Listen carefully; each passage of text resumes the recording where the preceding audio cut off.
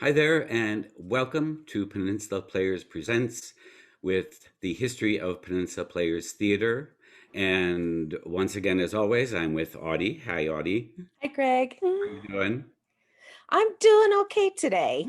Okay, I'm doing pretty good too. Oh, good. Um, I did want to mention, if you haven't seen them, that the last two interviews were on Hilda Sims, yeah, in celebration of Black History Month, and it was in two parts, and that was because Hilda was a Peninsula Player alumna who was in the 1959 production of Streetcar Named Desire at the Players, but she had an extraordinary life before that, and she had an extraordinary life after that. And if you haven't checked those out, I think they're worth watching because she is a remarkable woman, wasn't she, Audie? She really was. And it was just fascinating to discover all the places that she got involved with and everything Causes else. and So, causes, yeah, yeah. amazing. So now we're going to go into 1960, and as Audie and I were talking about this one, because it seemed to be very dense and very Hmm. complicated because a lot of stuff happened in a very short time. And the theater was in a constant state of what do we do next? Hmm.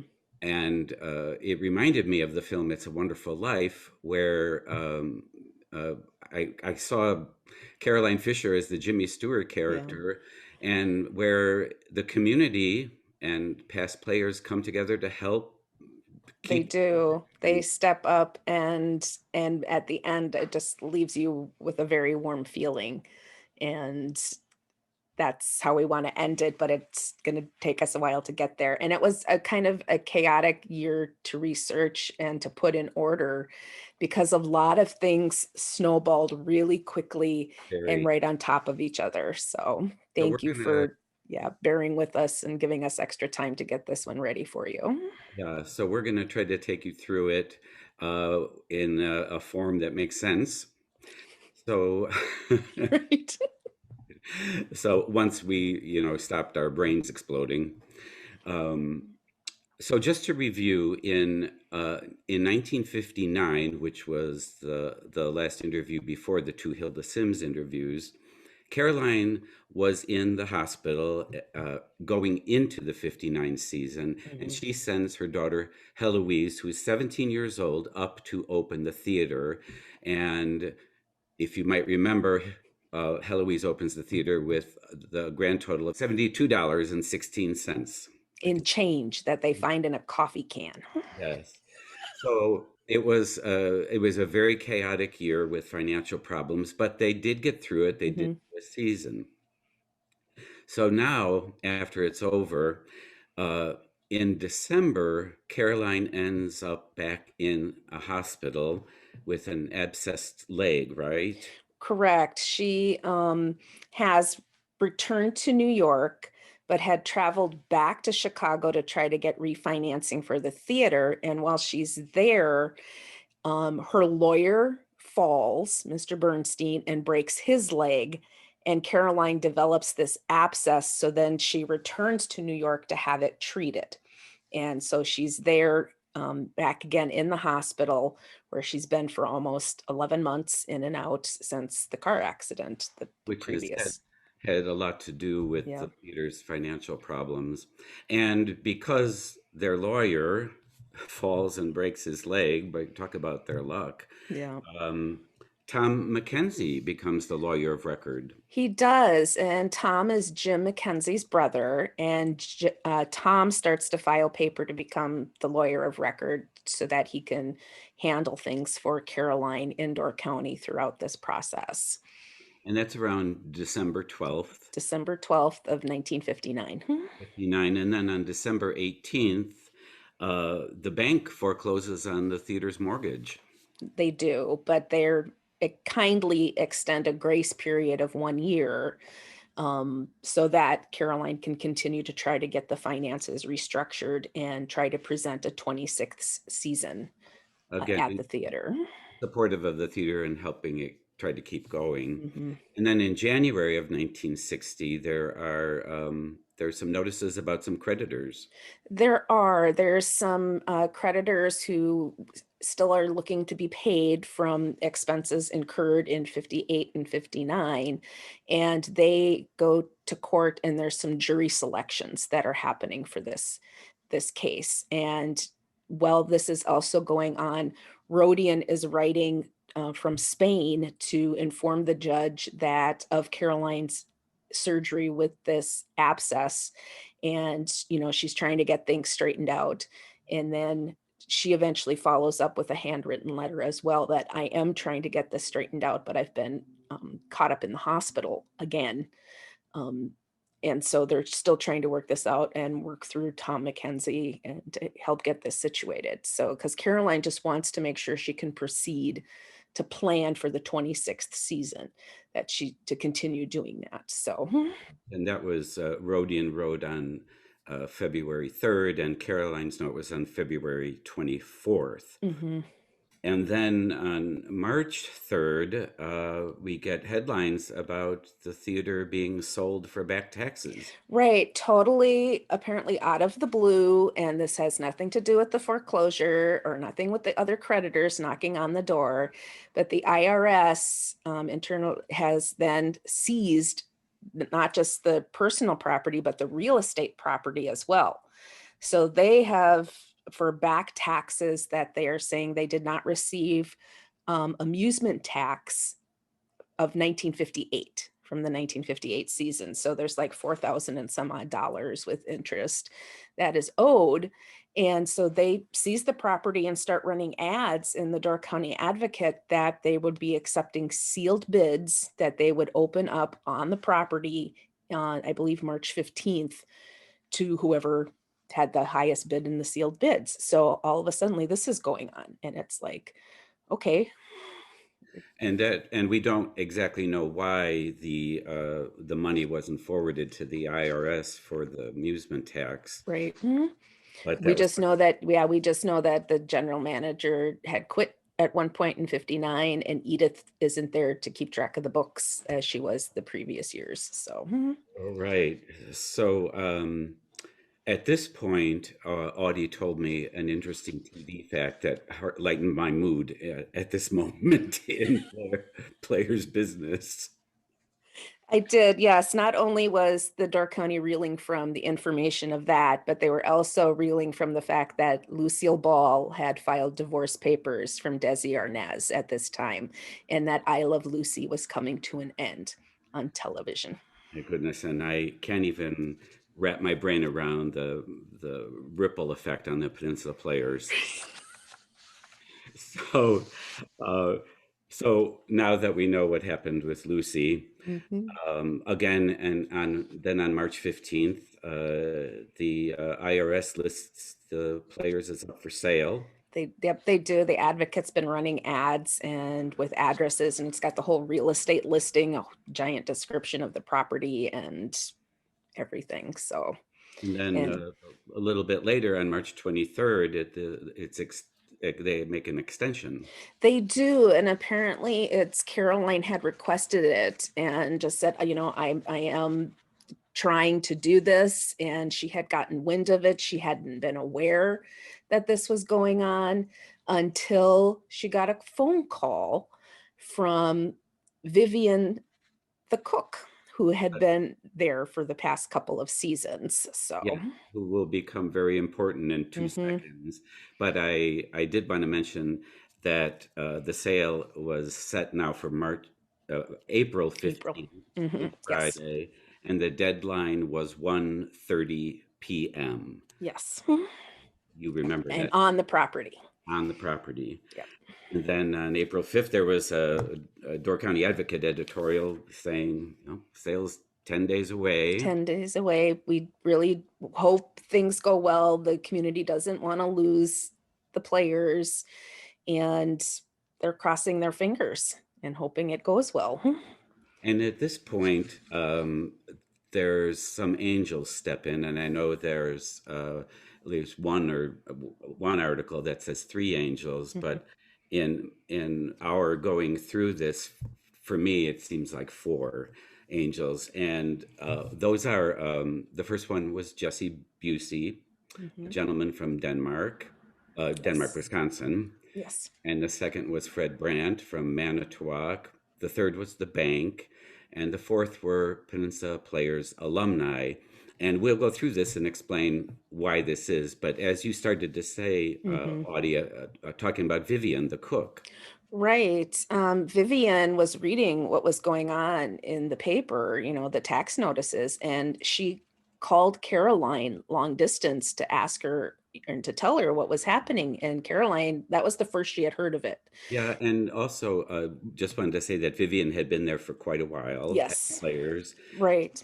and And she and was attached to Caroline. she was very attached and very attached to the children because in Caroline's absence of 1959, Vivian was in the kitchen and probably looking after the kids Mm. and everything else. So she's really affectionate. And Vivian grew up around Juddville and Fish Creek, and she married somebody from Juddville, and they got married in Juddville. So it's a very the Players has become very important and close to her heart, as well as the Fisher family. So she's trying her hardest to help Caroline save the theater, to the point where she wires Caroline money Mm. to travel to Door County so that she can be there to help get this straightened out And I guess Caroline was fit enough at that moment to do at that. that moment. And then the first angel, Vivian gets a hold of a friend named Jesse Busey, who is a boilermaker at Manitowoc Shipbuilding. Mhm. And he's never been to the theater and he's never seen a show. But we've kind of read in other articles that he was interested, sometimes occasionally would invest in troubled properties just to help. So he, no signed paperwork, just willingly on Caroline's word that she'd repay him, loans her the money to pay the taxes. So then Caroline has gotten back to Wisconsin, and Mhm. she and Vivian drive to Denmark on April Uh, 15th. on April 15th. Nothing like waiting to the last minute there. And they get the check from Jesse for $4,124.76, and then they They drive to the theater. to the theater, and subsequent articles report that a mysterious woman in black approaches at 1:29 p.m. to pay the back taxes in full.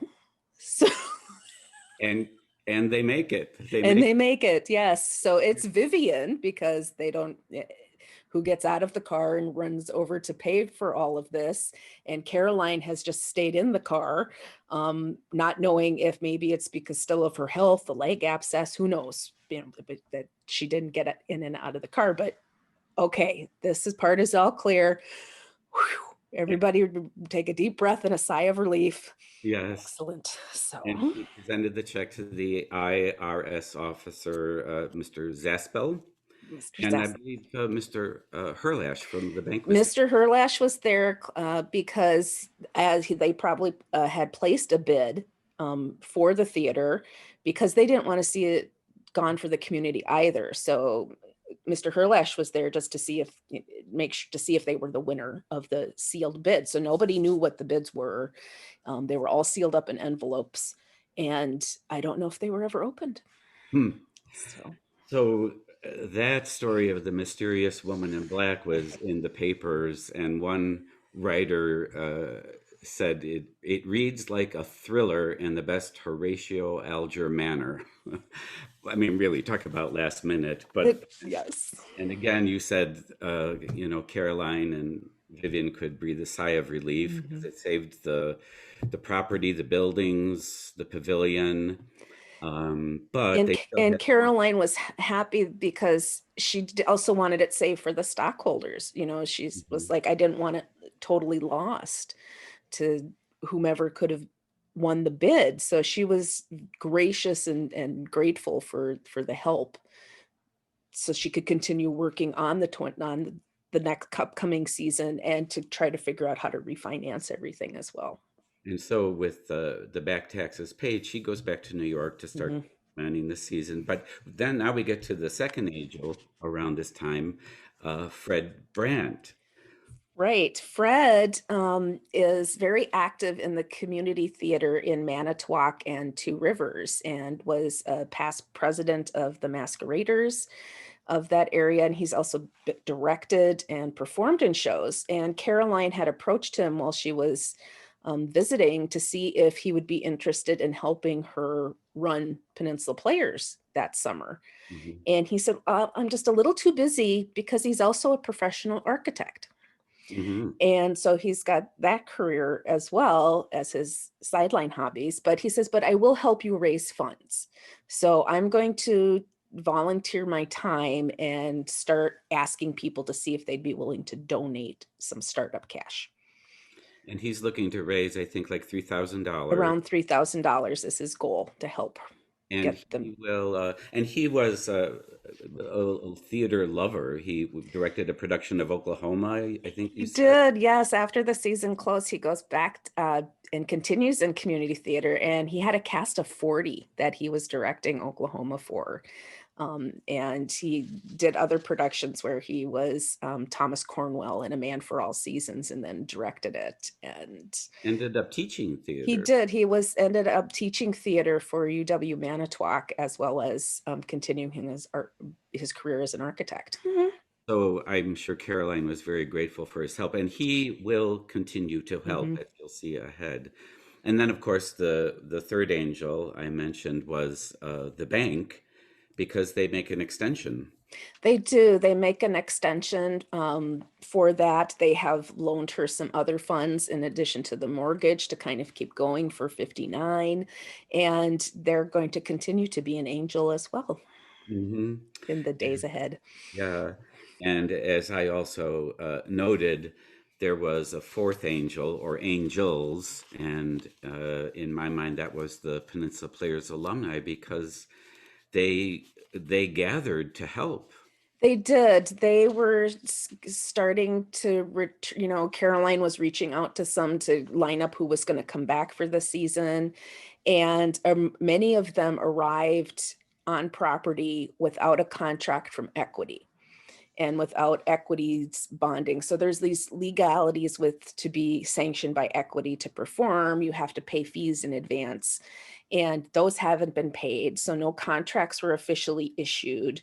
They were facing being sanctioned and fined by their own union, but they were there to help Caroline and to help save the theater. So And there was an editorial by Chen Harris in the Door County Advocate on June 30th of that year that I think explains a little bit mhm. why those people came back and to help and what they did. And this is what he wrote. As one who has carried a spear from time to time on the player's stage, I can testify to the sentimental attachment the actors have for the theater in a garden. Part of it is the beautiful setting. Part of it is that so many worked so long together. It's like the Podunk basketball team that played together from fifth grade on and beat Metropolis in the finals of the state tournament. That's some teamwork. I talked Monday with Chuck Marion, young actor who spent only a month with the Players a few years ago before being drafted. He told me there's an unofficial Peninsula Players Alumni Association, and there is still today. Yes.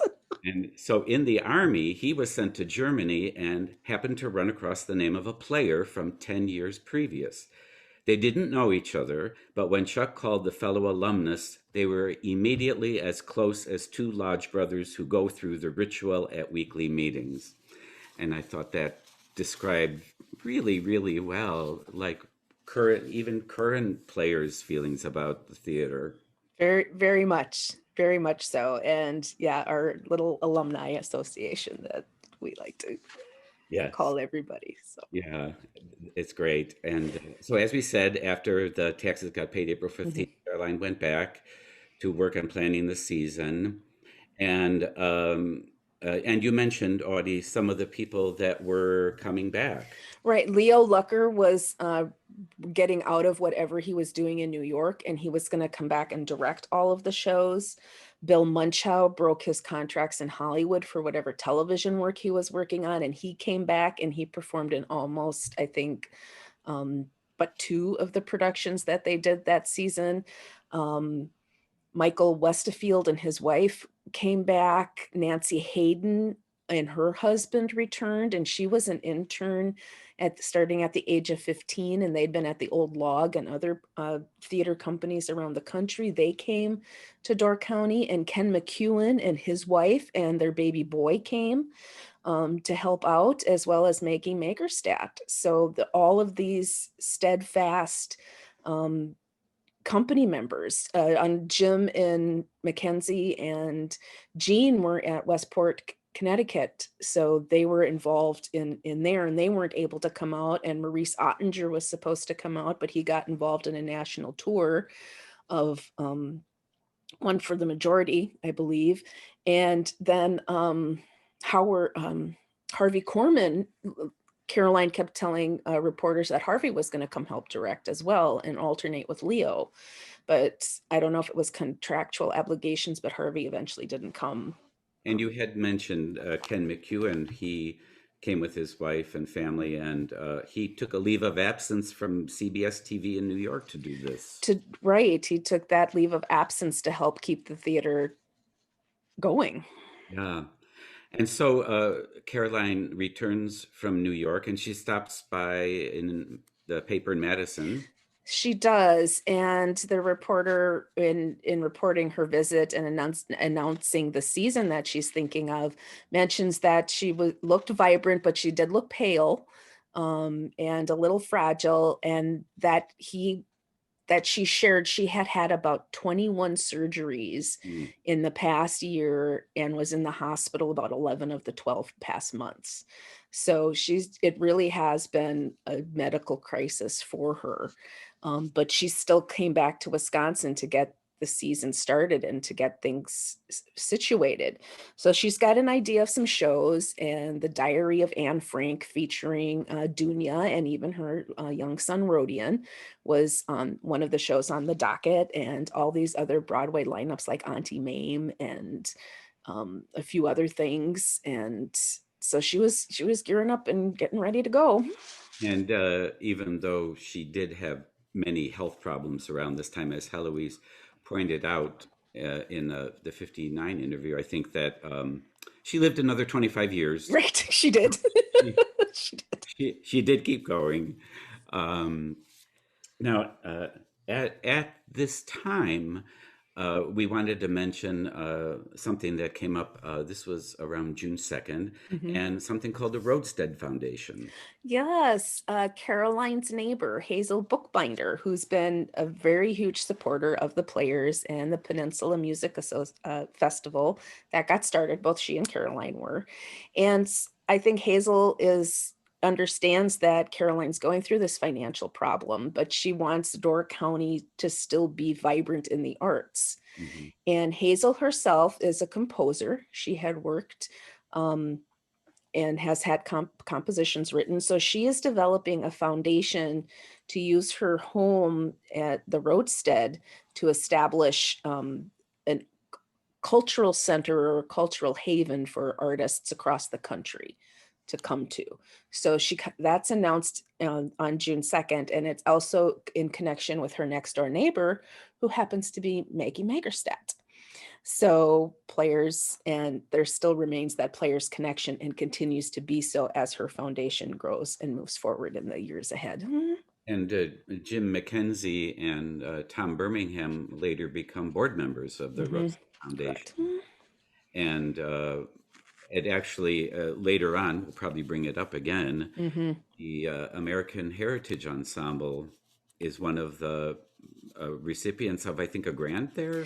One of the composers, Dave Peterson, receives a grant, becomes a fellow is what they're referred to, and he spends time at Roadstead creating some of the songs and composing himself. So he's right next door at Peninsula Players and composing things for his first big broad musical. And of That will course, happen. as we know, that American Heritage Ensemble became American Folklore Theater, and now Northern Sky Theater, and we will revisit the Roadstead Foundation again later. So, as we're preparing for the season, in June 14th, Caroline in the Capital Times Madison is reported Caroline selling season tickets. Season tickets, and that the first show was going to be Make a Million. It's a game show quiz comedy, and she's quoted as saying, "And I hope we do." It kind of became the theme for the season, was Make a Million. That's what we wish for at the beginning of every season. And then on June 24th in the Green Bay Press Gazette, there's an article by William Weaver. Or the critic, yeah, he goes up and visits the company to see how things are going and comes back with not so sunshiny of a report.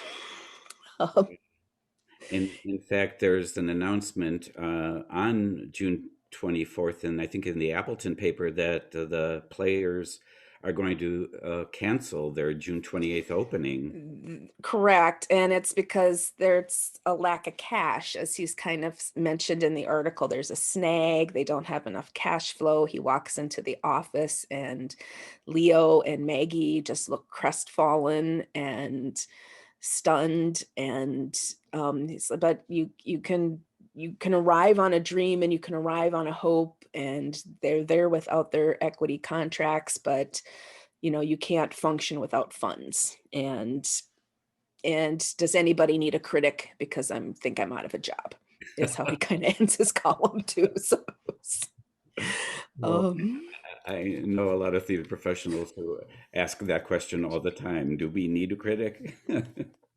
And also because it looks like the theater may not open, what does the company do? The company throws themselves a going away party that weekend, and they're preparing for the worst. They don't know what's happening.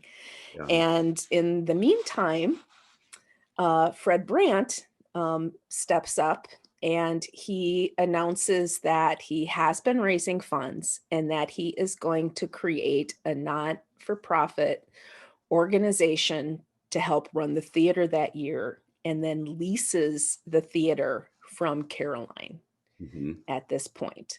And so he's processing paperwork through the Manitowoc County Deeds Office to get this Door County Theater Corporation up and going, so that they can continue and Peninsula Players can open that season.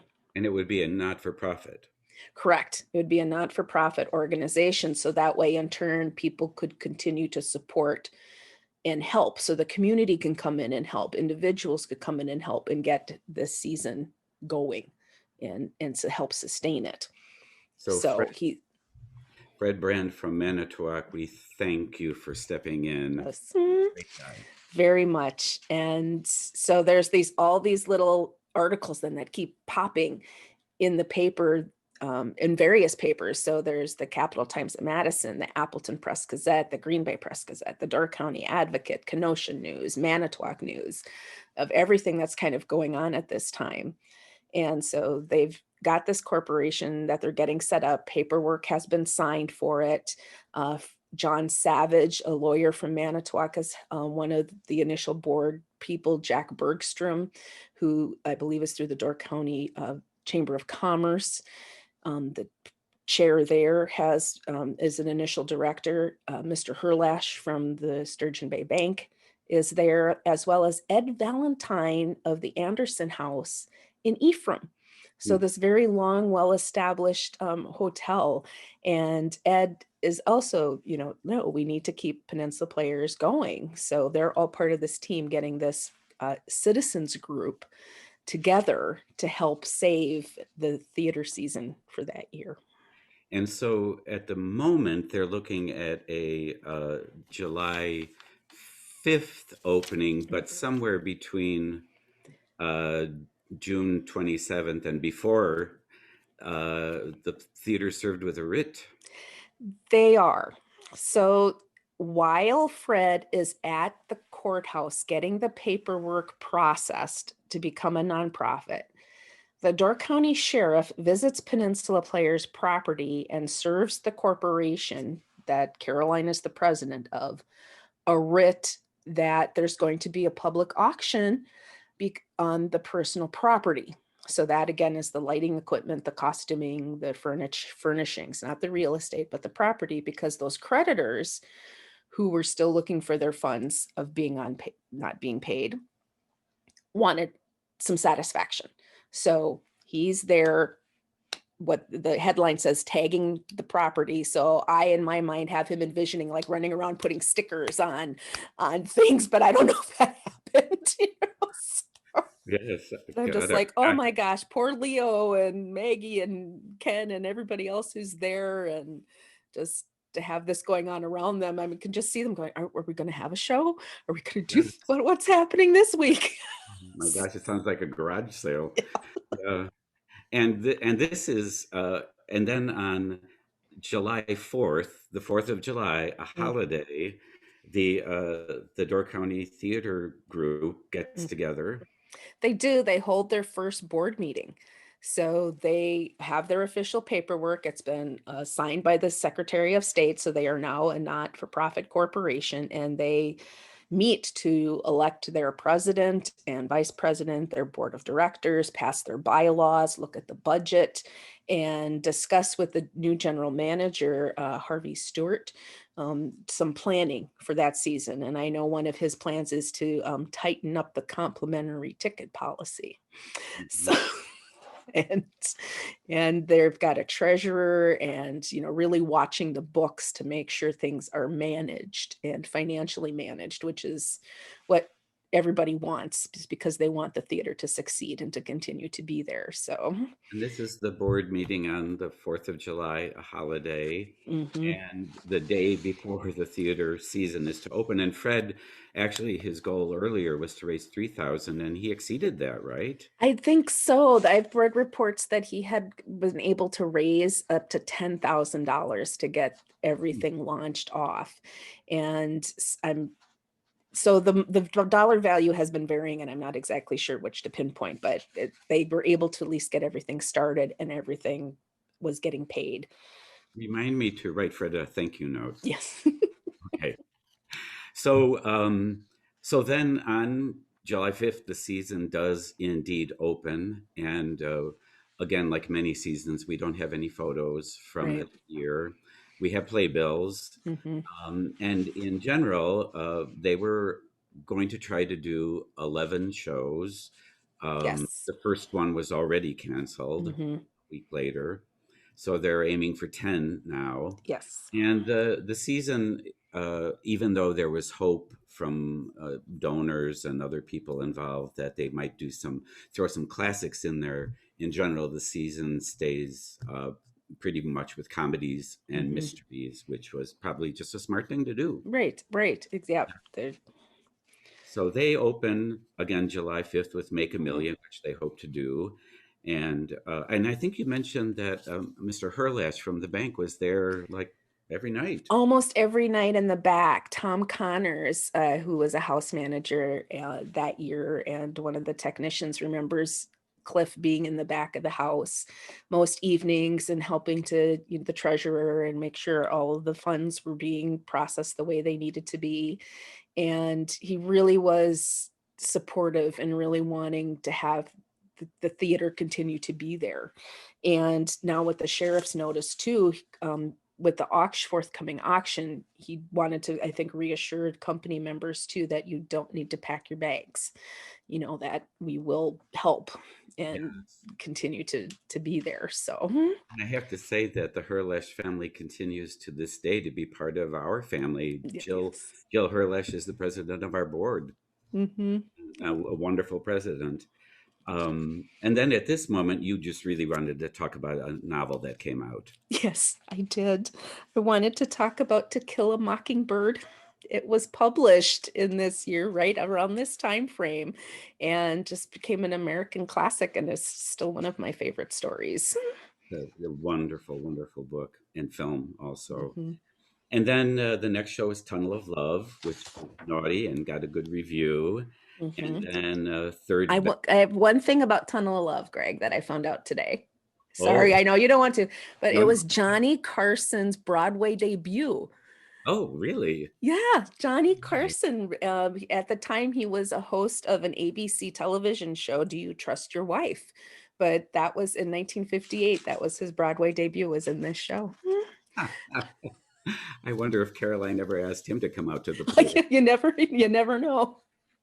And then the third show was Third Best Sport, which opened July 19th and ran to July 24th. And Hmm. then the very next day, July 25th, which The, was the theater's the birthday. theater's birthday, yes, on their 26th anniversary at 10 o'clock in the morning, while the technical crew is assembling the set for the gazebo, the upcoming mystery, the sheriff, Mr. Herlash from the bank, a lawyer representing the creditors, and some of the creditors are all in the back of the house to auction off the personal property Mm. to and so but the bank is there to be the only bidder. So that is the positive note of that as to why the company didn't have to pack their bags in Mhm. preparation to leave. So Mr. Herlash makes one offer, I believe, of $750. And the lawyer's like, that's too little. And so he counter offers with $1,050. And the lawyer's like, okay, that'll do. And then the sheriff there. So now the bank owns the costumes, the lights, and all of that, and then in turn leases it to the nonprofit organization that has been set up so that the season can continue on. Is everybody following us so far? Because boy, did Greg and I have a challenge trying to figure this one out. So We certainly did. It was one thing on top of another. And so the very next day, they do open the gazebo on July 26th and then go on with the rest of their season. mhm. Though around this time on July 30th, there's an announcement, very important Door County. There's a very exciting thing happening in Door County, and that is the first demonstration of a live mechanical cherry picker shaker. So up until this time, it's taken 30 to 50 people to help harvest all of the cherries in Door County. And the year before, the cherry growers were given a slide presentation in movies about this wonderful new marvel that can harvest 1,200 pounds of cherries at a short span of time and really help save things. But this is the first time a cherry picker is going, or harvester, I believe it's a tree shaker. That's why I'm kind of twitching here. Um, it comes in and is going to be shown. And it's also 1960s, also the year, Greg, that the children's favorite game, Hi Ho Cheerio, came out. Which I've never heard of. I'm surprised. It's a children's counting game. You spin the spinner and it shows you how many cherries to pick off the tree and put in the bushes. And They should be selling that up. We should sell it at our concession stand. well, yeah, let's talk to Brian. Okay. So after this cherry picker gets demonstrated, they finished the season with Spider's Web, The Girls in 509, Nature's Way, The Man in the Dog Suit. Though The Man in the Dog Suit, I do want to say that opening night they got 9 curtain calls. It was really amazing. And even the critics were a little, I don't want to say stunned by it, but they thought the Broadway production wasn't as warm or um, emoting as much emotion as the Players production. And there was another television production with Art Carney that they didn't find as warm. hmm, But how the Players presentation and their style, audiences really, really enjoyed it. They were very enthusiastic. And what is the dog in the man suit, Greg? It's really a it was a man in the dog man suit. who was a man in a dog suit. And when he was in the dog suit, he had all of the confidence in the world that he didn't have when he wasn't in it. So it's a little, yeah, a little fantasy like Harvey. And it was really great too, because Madeline Turtelot had also been part of the productions that well. And Bill Munchow was um, just really running the gamut that season. And Bill was our man in the dog suit. And so, and then the season closed with Two for the Seesaw, which went to September 4th. But Mhm.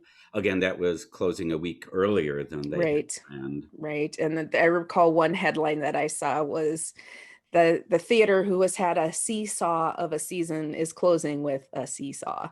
So but it was also the wonderful debut of Jeanette Leahy makes her Peninsula Players debut, who continues to be part of the Players family for a couple decades Yeah, after that. when I looked into it, I believe I counted 26 seasons that Jeanette was there and overlapped with me when I got there. Mm-hmm. Yes, So it sounds as like they got through the season happily. It's, they yeah, they did, and they had a CPA. So Fred, I did. Fred Brandt. Fred brought in a CPA at the end of the season from Manitowoc, and he checked all of the books, and they ended up in the black. And patrons seemed to be very happy with all the majority of the shows that were done. They were pleased to see steadfast favorites on stage, and it all looked very good and promising. But we don't know how it's going to end. We don't because on December 16th, the grace period from the bank ends and the theater is to be sold by public auction. And so that's where we're going to pick up next time. Mhm. But I think Audie, you wanted to comment just on what this season meant, well, to both of To us. both for yes, and it's as I was, there's community people. So Frank out of the blue has stepped up to help keep the theater alive. William Weaver, the critic, Chan Harris, the critic, were part of the organization of this not-for-profit citizens group. There were thank yous in the playbill to area businesses that had offered discounts or complimentary services to keep the theater going that year. And in hindsight, as I look at it, I was all of these people coming together to keep this treasured place that they have come to be so affectionate towards, to keep it going. And it's how I feel every time a patron either calls and asks today, how are things going? How are you guys doing? Or any donation that comes in recently. You guys are keeping us going. So we will continue to be here. And And it's very much like today with this COVID pandemic. The support we feel from the community is just amazing and really, really, really touches our hearts because there's a great deal of affection for that place. yes, very deeply. So thank So, you. yes, indeed. Thank you very much. So, next time we're going to pick up with um, looks like a public auction of the theater, and let's see what happens. So, Audie, thank you once again for going through all of that. Thanks, Greg. And we will see you next time.